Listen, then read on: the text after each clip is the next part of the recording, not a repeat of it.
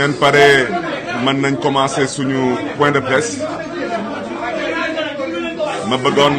dina bu ñu sante yàlla ma mën leen nuyu nekk ci yéen ci turam ak santam leen di gërëm di leen di sant ci seen teewaay fii tey ci suñu siège lii nag lu ko waral comme nu ngeen ko xamee tey su ma mënee sàkku ci yéen nag ak déglu nag ndax ñu mën a tàmbali waxtaan bi voilà donc lu ma doon wax noonu mooy gërëm leen sant leen ci seen teewaay fii tey ci suñu siège yu Sénégal bi ñu bokk lii nag lu ko waral tey ñu woo leen fii tey mooy jaay doole bu ñu woote tey ci réew mi mooy daanaka tey maa ngi masawu tey bépp hôtelier bu nekk biir Dakar ndax fitna buñ leen di teg di sàkku ci ñoom tey ñu bañ a luweti saal ci gàttal bépp acteur buy yëngatu ci mbiru politique wala bépp acteur tey buy ñaawlu tey dictature bu ñuy jéem a woote fii biir Sénégal ak jaay doole bu ñuy jéem a tey tamit saxal fii tey biir Sénégal moo tax ma woo leen tey fii suñu siège dugal leen suma bureau parce que malheureusement fépp fu ñu dem pour louer salle daanaka ci gàttal même wax bi la ñuy dégg mooy monsieur le maire ñu ngi lay baalu àq wante dañuy sàkku ci yow rek nga mën ñu comprendre parce que dañuy bañ doole ba ñuy woote ci réew mi doole boobu daal di dal suñu kaw moo tax may wax bépp nit tey bu am tey hôtel biir Dakar ñu ngi leen di baal ci xol bu sedd guy te comprendre nañ bu baax a baax jaay doole bu ñuy woote fii wante ku may interpellé te moom laay interpellé tey tout au long de cet entretien avec la presse mooy le président de la République du Sénégal di son excellence Bassirou Diomaye Diakhar Faye parce que dama koy tudd parce que moom la askanu Sénégal faluñu fi keneen moom dama bëgg mu xam ne ni que démb ak bërki démb àndoon nañu te ñu ñuy jaay tey doole biir Dakar yàgg nañ toog fii di ñu louer ay salle à l'époque dans le cadre de la coalition Yewwi Askan Wi kon moom tey en tant que président de la République responsabilité am mooy na def kenn kàttanam ba aafiya bu fi nit ñi amoon ba sañ-sañ bu fi nit ñi amoon ma doon daan seen doole di liggéey ñu mën leen ko may te may leen tamit ñu mën a exercer seen profession en toute liberté parce que nag mënuñu toog tey di wax nit ka amul droit louer salle ay acteurs politiques seulement parce qu'ils sont de l'opposition ginnaaw ba ma waxee loolu nag mbokk yi ma bëggoon tey tamit accès suma communication ci ñaari point bu ci njëkk mooy comme nu ngeen ko xamee le 13 décembre 2024 dañ maa jaay doole fokkati suma mandat ci mairie de Dakar jël ay takk der yóbbu leen mairie de Dakar nekk maire bu askanu Dakar fal amatuma droit dugg ci mairie de Dakar ma bëgg a wax ji leer namuma dara ci mairie de Dakar wante mais biralaat wax ji nee naa ñu def ñaawteef jooju su ci yàlla àndee incha allah dinañ xam ne ni Sénégal dëkku yoon la yàgg dinañ xam ne ni que Sénégal dëkku yoon la wante su ma baat ci kaw mais ci interpellé président de la République son excellence Bassirou Diomaye Diakhar Faye moo fi taxaw su ma jumlee yàggul mu ne ko moom dafa libérer la justice wante dama ne am na sañ-sañ taxaw jàkkaarloo ak askanu Sénégal ne leen que moom dafa libérer la justice wante man tamit am naa sañ-sañ ne ko moom moo diggoon askanu Sénégal bu muy wut réew mi que su faloo moom day génn ci conseil supérieur de la magistrature donc pour l'instant xalaatuma que dafa génn ci conseil supérieur de la magistrature bu ci tegu tamit mais rappeler à son excellence le président Bassirou Diomaye Diakhar Faye qu'il est le garant des institutions di ko rappeler tamit que la justice est une institution te tey lu kenn mënul comprendre lu kenn mënul tey dégg mooy ce que certains appellent à la limite un silence pour certains complices bëgguma koo wax parce que bëgguma ko gëm d'autres considèrent même que c'est peut-être même un silence qui ne dit pas son nom donc moom tamit ma bëggoon tamit mu bàyyi ci xel wante lii di Cour suprême du Sénégal ma bëggoon askanu Sénégal déggee ko noonu dama ne ñaawteef jooju ñu ko def ñu ngi koy def le 13 décembre 2024 jaarale ko ci préfet de Dakar man le 16 décembre 2024 la saisir la cour d'appel pour contester l'arrêté préfectoral ak tamit ma daal di saisir la cour suprême pour excès de pouvoir mooy jaay doole ma bëgg a wax ji leer mais biralaat wax ji dama namul dara ci mairie de Dakar Sénégal la ma soxla yónni ma te yàkkamti ma wante il s'agit pas de Barthélémy Diaz il ne s'agit pas de mon mandat de maire de Dakar fii lu ñu tax a yëkkati ay kaddu tey mooy jaay doole ba ñu bëgg a jaay askanu Dakar dañ ko dul nangu Sénégal lu fi am ci ay mairie ëpp na 500 mairies yu am biir Sénégal lu fi am ci ay maire ëpp na 500 maires yu am biir Sénégal ñu singal ci benn mairie di mairie de Dakar singal ci benn askan di askanu Dakar nekk ñoom vote bu ñu voté dañ koy jël sandi ko ci mbalit bi moo tax man ci turu askanu Dakar je rappelle que man dañu njëkk a fal biir Sénégal ma doon maire de la capitale au suffrage direct moo tax ma saisir ci turu askanu Dakar en étant le premier magistrat de Dakar ma saisir la Cour suprême Cour suprême nag ma bëgg a wax ji leer ñaari option la ñu am man nag sama wolof xóotul amaana ma am ay expression yu may utiliser peut-être am nañu jàpp ne ni mën na ñàkk wante lu ma xalaat daal mooy Cour suprême ñaari option la ñu am mooy yàbbi ci wala ñàkk ci yàbbi nag mooy confirmer lu fi nit ñi def mooy jaay doole bu ñu jaay askanu Dakar taxaw ne Cour suprême jàkkaarloo ak askanu Sénégal parce que Dakar est capitale du Sénégal ne Cour suprême jàkkaarloo ak askanu Dakar ne leen que Sénégal bi préfet ba ñuy nommé ci décret présidentiel préfet nga xam ne signature da koy nommé am na sañ-sañu folli maire ba askan fal te loolu pour que Cour suprême mën ko wax foog que Cour suprême am ci lu muy sukkandiku taxaw ne ci code bii daanaka ci loi bii moo xam code général des collectivités locales wala moo xam ban code article bii daanaka préfet ba signature di installé am na sañ-sañ ak mën-mënu folli maire bu askan di fal kooku nag bés bu ko Cour suprême defee ma xam ne ni nag wax dëgg yàlla ma xam ne ni que Sénégal mën na ñàkk gëm na ni que justice am na fi parce que loolu mënul am beneen bi mooy que la Cour suprême dise le droit et rende justice au peuple de Dakar parce que jaay doole bi ku ko fi def xam nañ ko mais moom mu may dégg yàkkamtiwuñu ko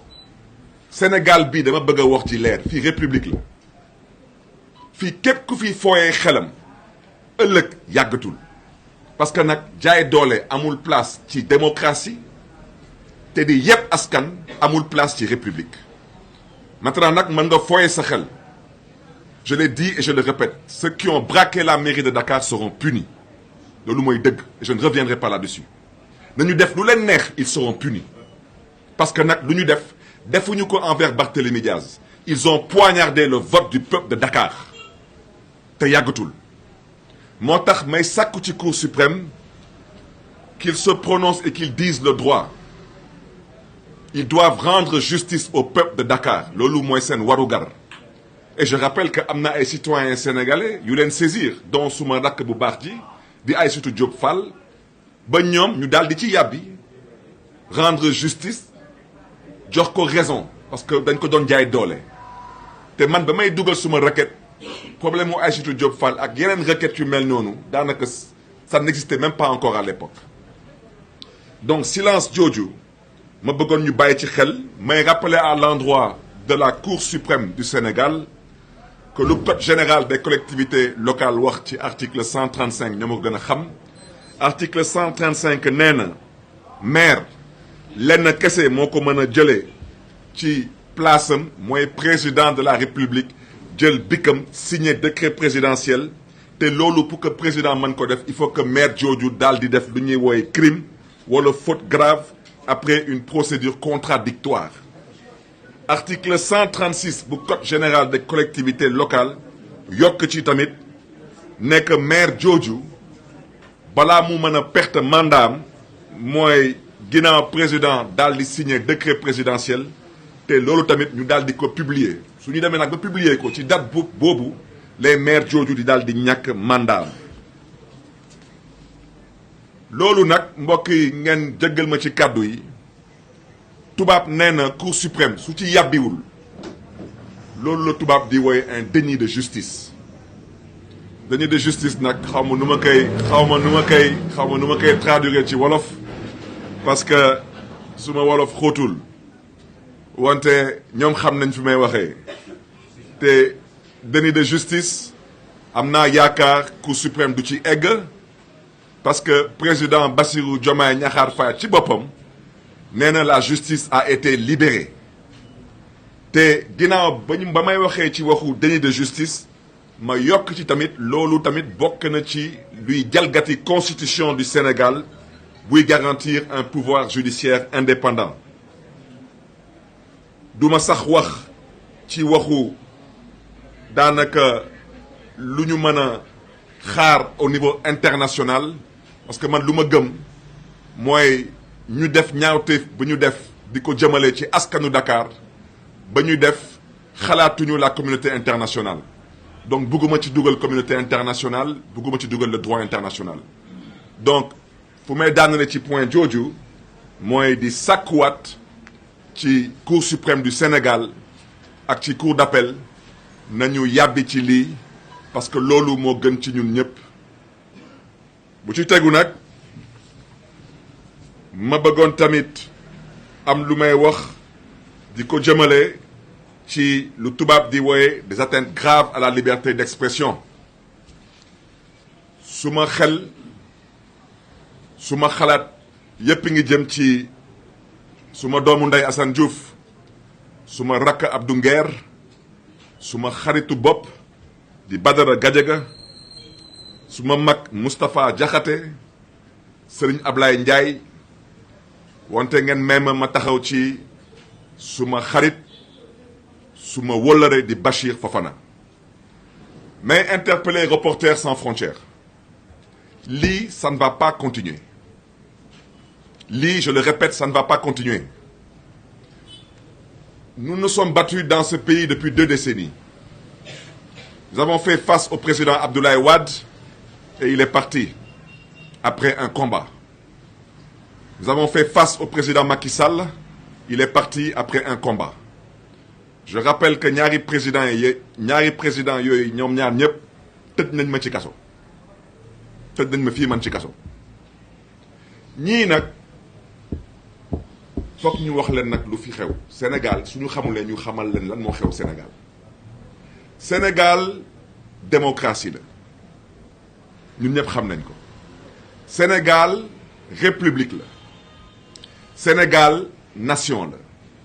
Sénégal état la su ngeen ubbee constitution du Sénégal du ngeen gis fenn ci constitution du Sénégal fu ñu fa bind chef de l'état amul amul ci constitution du Sénégal lu ñu fa bind mooy président de la République kon nag état lépp ci nekk justice exécutif législative moo tax suñu bëggee daanaka donner à peu près une idée de lan mooy président de la République ñu koy woy le chef de l'État dëgg naa fi benn waay ndeysaan mu taxaw ne nañ ko bàyyi mu gouverner ma ne ko kooku kenn falu ko day jaawale ngeen jégal ma ci kàddu yi dëj ak ngénte xam ngeen da ngeen di dem ci dëj fekk fa bâche dem ci ngénte fekk fa bâche dem ci dëj fekk fa ceebu yàpp dem ci ngénte fekk fa tamit ceebu yàpp yàpp nag ñoo bokkul bii yàpp xar la bale yàpp nag moo tax kii day jaawale dëj ak ngénte balaa may dee mu taxaw ne nañ ko bàyyi mu gouverner mais chef du gouvernement du premier ministre mais kooku mi ngi gouverner dafa mënul cuune te tële loolu mooy dëgg wante nag lu mu bëggoon wax comme dafa déggul tubaab lu mu bëggoon wax naan ci gàttal nañ ko bàyyi mu présider nag président mooy présider chef du gouvernement mooy gouverner moo tax ci lii di liberté d'expression ma bëggoon ci interpeller une fois de plus le président Bassirou Diomaye Diakhar Faye qu'il comprenne définitivement que moom la askanu Sénégal fal c'est lui qui est appelé à présider aux destinées du Sénégal loolu mooy dëgg na góorgóorlu parce que jaay doole bi mënatul continuer moom président Bassirou Diomaye Diakhar Faye ba mu falu ba tey kenn musu ko dégg ci dëkk bi muy wax day effacer kenn musu ko wax ci dëkk bi muy wax naan que soi-disant di singal ay nit di wax na leen que ñii dinaa leen def lii wante moom ci signature am na ku mu fi teg kooku di premier ministre kooku kenn falu ko pour muy présider kooku dañ ko nommé pour mu gouverner na yem ci gouverner moom président Bassirou Diomaye Diakhar Faye nee na que libéré na la justice ñu ngi sàkku ci justice bi bu mu dugg ci benn xeexu politique bu ngeen xam ne ni que ala kulli àll ku ko fi sumbi munu ko fi gagné loolu mooy dëgg day metti rek il va reculer tôt ou tard te yàggatul d'où ma volonté de vous annoncer la nécessité dans les jours à venir de mettre en place une coalition et une vaste coalition d'acteurs politiques de tous bords, d'acteurs de la société civile, parce que je le répète, la société civile n'est pas constituée de fumier. La société civile est constituée de dignes fils et filles de ce pays, qui ont grandement contribué aux avancées démocratiques de ce pays. dañ leen nar a delloo njukkal te dañ leen nar a jox seen cër ak seen wàccuwaay loolu mooy dëgg keneen ku fi wax leneen naa féq nga démb yàggatuloon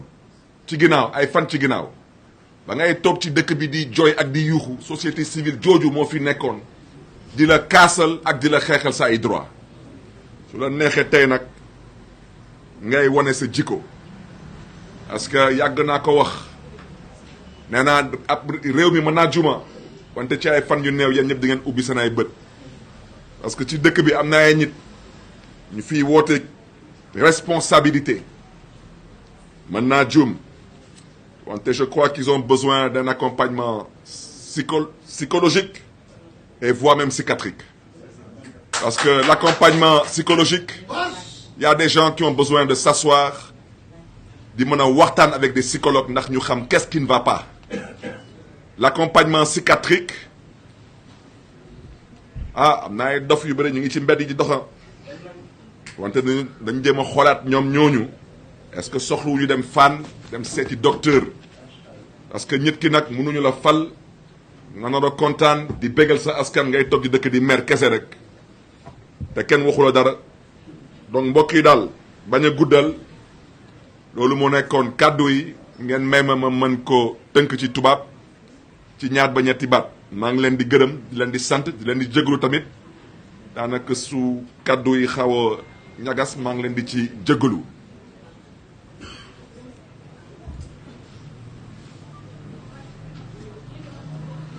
Oui, bonsoir mesdames, messieurs de la presse. Je vous remercie de votre présence. Je m'excuse de vous avoir accueilli dans ces conditions, dans mon bureau exigu, parce que malheureusement, nous n'avons pas pu avoir une salle,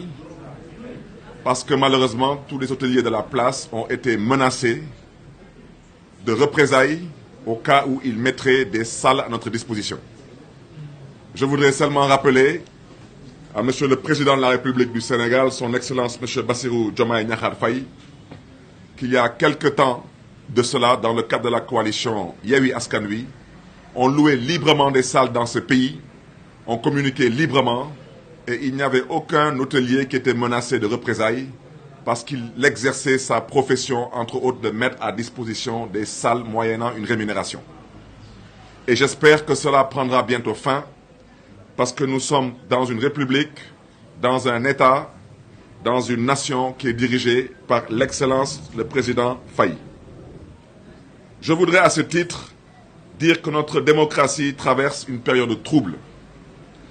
où les principes fondamentaux de l'état de droit sont mis en mal. À ce titre,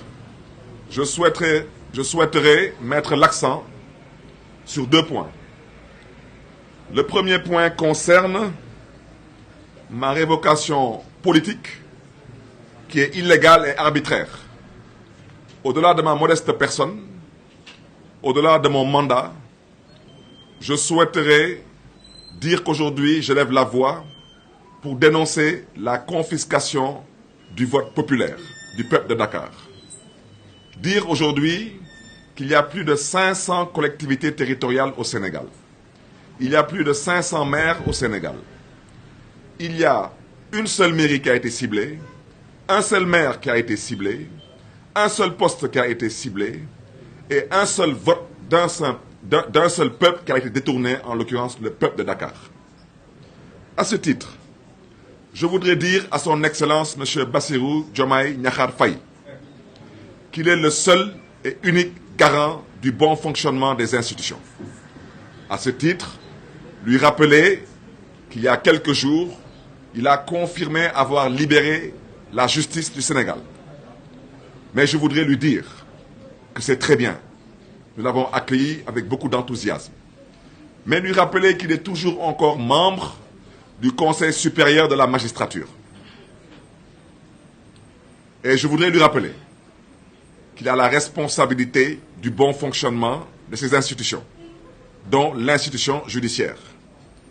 Je voudrais lui rappeler que le 13 décembre 2024, il y a un arrêté préfectoral totalement illégal qui a été pris pour me démettre soi-disant de mes fonctions de maire de Dakar. Je souhaiterais aussi vous rappeler, Monsieur le Président de la République, que je suis encore le maire de Dakar à ce jour. Et que la mairie de Dakar actuellement fonctionne par le biais d'un intérimaire, comme le stipule la loi. Et je voudrais aussi rappeler et inviter tout le conseil municipal de la ville de Dakar à rester soudé autour de Madame le maire qui assure l'intérim et les affaires courantes pour le bon fonctionnement de notre mairie, mais surtout pour le bien des populations de Dakar. N'acceptez pas de vous faire divertir par soi-disant une probable élection pour remplacer le maire de Dakar. Cela ne pourrait se faire qu'une fois que la Cour suprême se serait prononcée. Pour revenir à notre sujet, inviter le président de la République à bien vouloir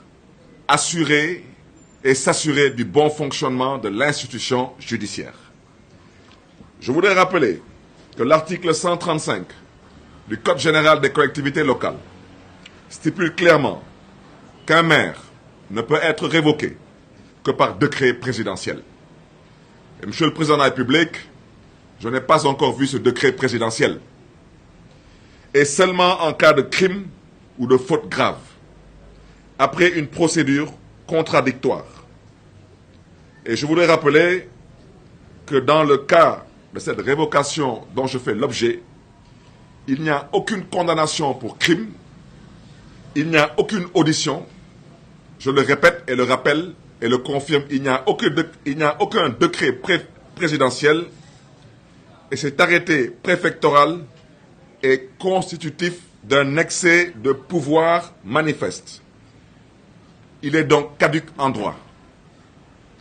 Et par ricochet, vous me permettrez d'interpeller respectueusement la Cour suprême pour vous dire qu'il ne s'agit pas de moi. Moi, je m'occupe d'autre chose aujourd'hui. J'ai d'autres objectifs et j'ai d'autres ambitions. Il ne s'agit pas de mon mandat de maire. Je voudrais vous rappeler que je suis d'abord un citoyen sénégalais. Je ne suis pas n'importe quel citoyen sénégalais, je suis un élu. Je ne suis pas n'importe quel élu, je suis le maire de la capitale du Sénégal, Dakar. Et je voudrais vous rappeler que Dakar est la seule ville du Sénégal citée dans la Constitution du Sénégal. Je voudrais vous rappeler que vous tous, autant que vous êtes, vous vous réveillez à Dakar, vous habitez à Dakar, et Dakar est le siège de la Cour suprême du Sénégal. Dakar ne peut pas être la seule ville du Sénégal aujourd'hui qui ne dispose pas d'un maire élu au suffrage direct. C'est anormal, c'est illégal et c'est manifestement antidémocratique. Je ne reviendrai pas sur ceux qui ont braqué la mairie de Dakar. Ceux qui me connaissent savent que je ne parle pas en l'air. Je ne menace pas. Je le dis et je le répète avec force. Et je prends tout le peuple sénégalais à témoin. Ceux qui ont commis ce crime contre le peuple de Dakar, ceux qui ont braqué la mairie de Dakar, ceux qui ont détourné le vote de Dakar seront punis. Ça, je vous le promets. Ça prendra le temps que ça prendra, ils seront punis. Quel que soit leur grade, leur titre, leur rang et tout protocole observé. Le Sénégal est une république et à ce titre, on doit apprendre à se respecter. Je voudrais donc dire que la Cour suprême est invitée ou à se prononcer, donc à confirmer que l'arrêté préfectoral est légal. À ce titre, je souhaiterais dire qu'elle est dans l'obligation de vous indiquer la loi qu'elle va convoquer et les articles qui seront aussi éventuellement convoqués. Je le répète, ça n'existe pas. Ou dans le cas contraire, la ville de Dakar doit rendre justice au peuple de Dakar en respectant le vote du peuple de Dakar.